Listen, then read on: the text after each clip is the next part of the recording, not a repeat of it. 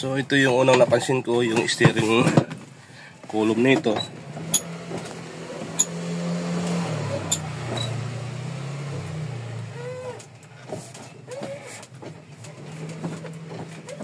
Sumasayaw.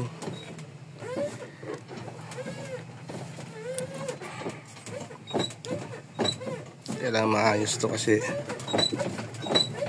sumasayaw yung mounting niya dyan. So yan ang aayusin namin muna. Yung mounting dito, yan ang dapat unang maayos pati. Yan yung napansin unang problema dyan. Papakondisyon lang para pwedeng pambiyaheng malayuan. Okay. Ito wala nang screw to. So tatanggalin ko kasi yung radiator. Ganyang kondisyon ng radiator. So delikado itong radiator na kailangan napagawarin yan.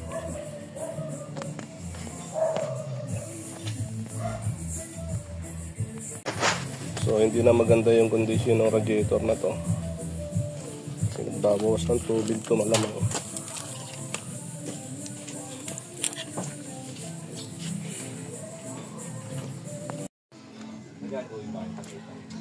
Ito yung kondisyon ng makina niyan.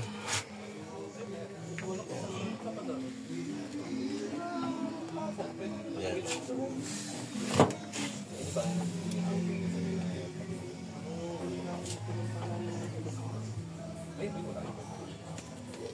Pero matandaan na yung takip. Ay, baka natakalan namin doon.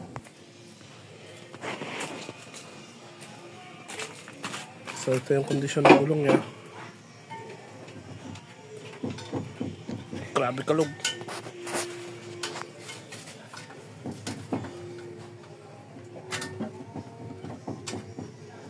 Tignan natin kung saan yung kumakalog na yan.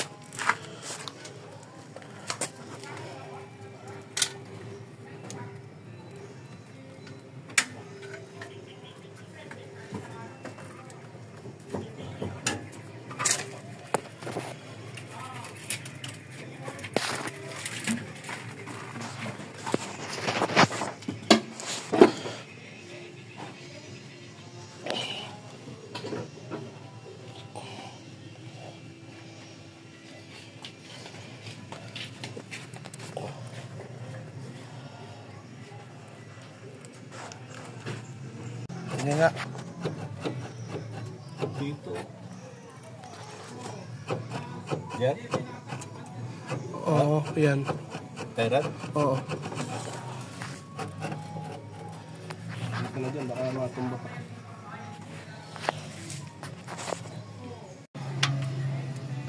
Paano ba ikot yung makina nito? Hindi naman pabalik to, ganyan talaga. Tingnan mo nga ang ikot ng distributor doon. Doon. Ay! Tingnan mo kung saan nakatapat yung unod dyan.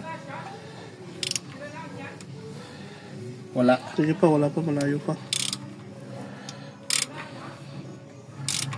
Sandali ah. Op, sumobra na. Sumobra na, ay mali naman dito. Dapat makita yun. May katlari ito. Dalawa pala itong katlari ito yata.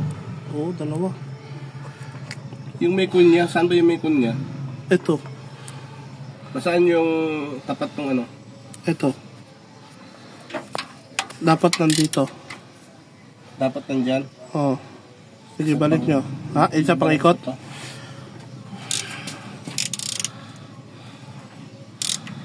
Nakikita yun dun sa ano.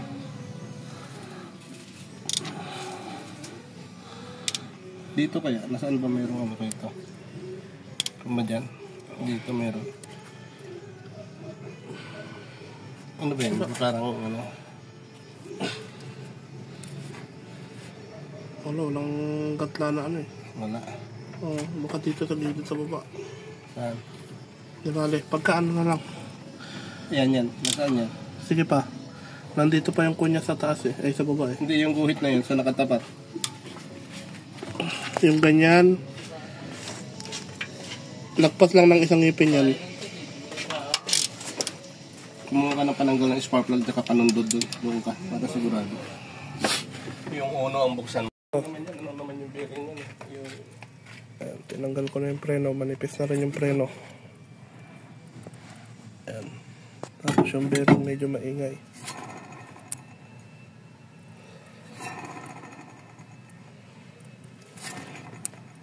Baka kailangan na i-repack lang ito. Paano ba yung kalog mo? Tinawa. Dito nga. Ay, yung ano nga. Itong mga tornilyo rito. Yung ano, ball joint nga sa baba. Ingay na rin yung bearing ito. Ano?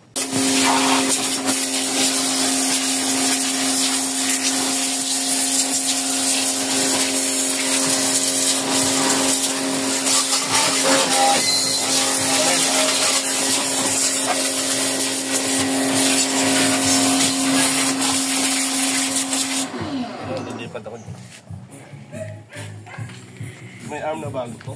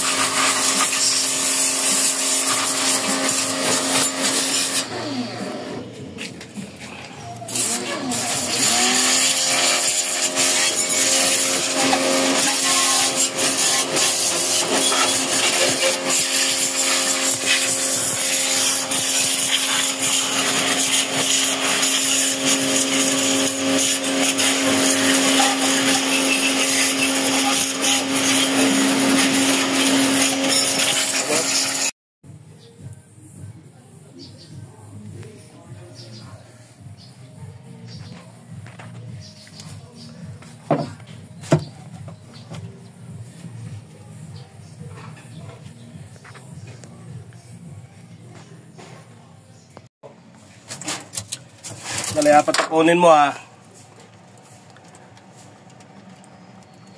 Sige, lagyan mo.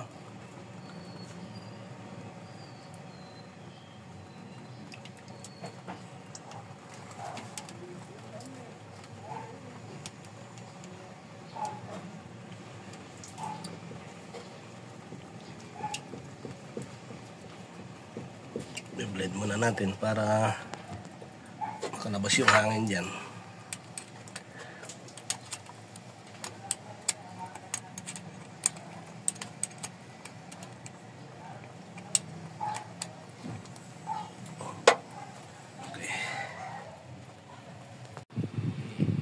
Ito yung circuit ng pag-automatic ng cooling pa niya kasi nakarikta, wala relay, so hindi naman pwedeng gumana yung ano ng sensor nito kung walang ganitong circuit. So naman natin siya ng panibagong circuit.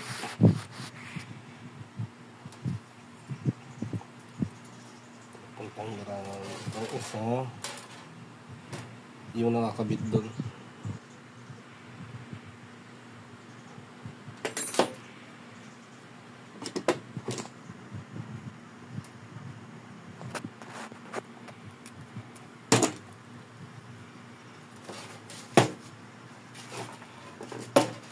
Ano ba yun?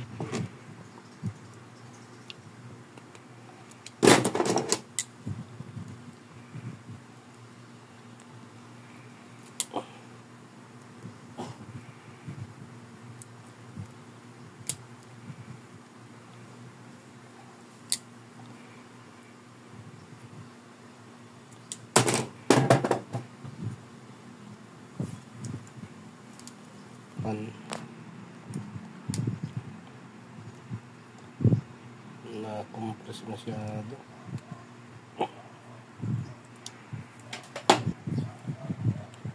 Ayun.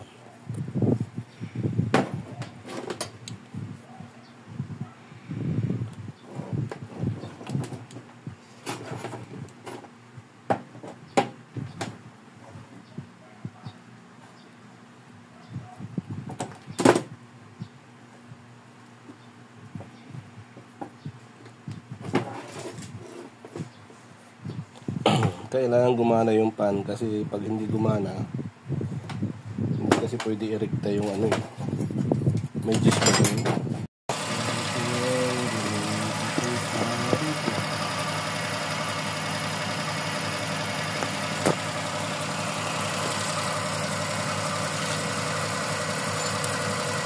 Basta muna. Subukan ko muna kung mayroong kumana. So, yan ang naantay natin.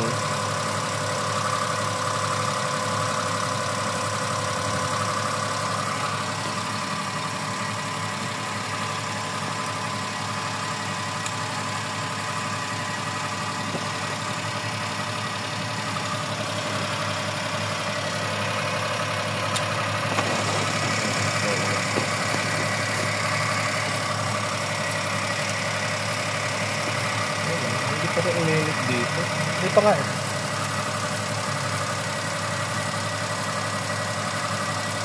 Tingnan mo nga ibang hose doon kung umiinit. So, picture mo yan, normal. Ha? Buwaba. Naka-video na yan. Nandun pa rin? Tingnan natin, mag-iwantan na yung pan eh. Oo.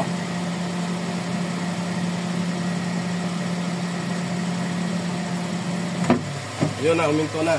Doon pa rin? Puntayin na lang natin ulit yung pag-andar niya. So, umandar na yan. Dahil nilagyan ko ng relay. Wala kasing relay yung isang una eh. So, gumawa ko ng relay para mas maganda. Nang hindi mahihirapan yung thermo switch. Rekta, papasok kasi yung positive doon. So, pinadaan ko sa ground lang yan. So pagka na-reach na niya yung init, mag-activate. So ground nang mag-deliver ito. So antayin na lang namin ulit kung yan i-aandar. Kung yan i-aandar ulit.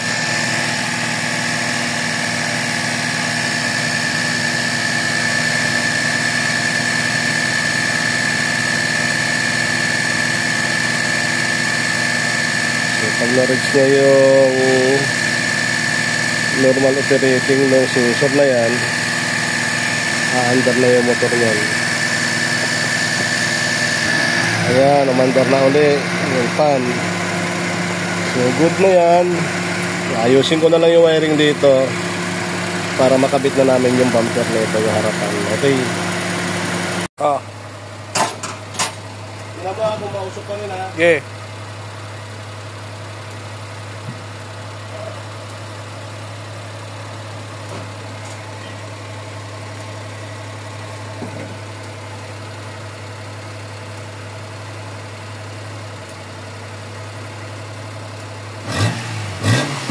Oo. Bluish yung kulay.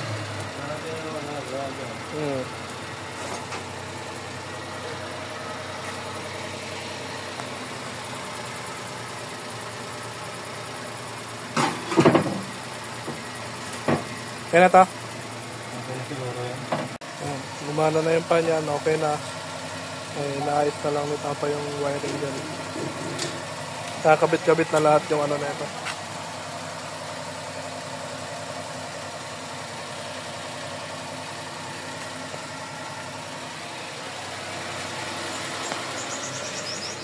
Ayan, nasa normal naman. So, kulang na lang nito, bumper na lang. Bumper tsaka yung takip dito sa ibabaw.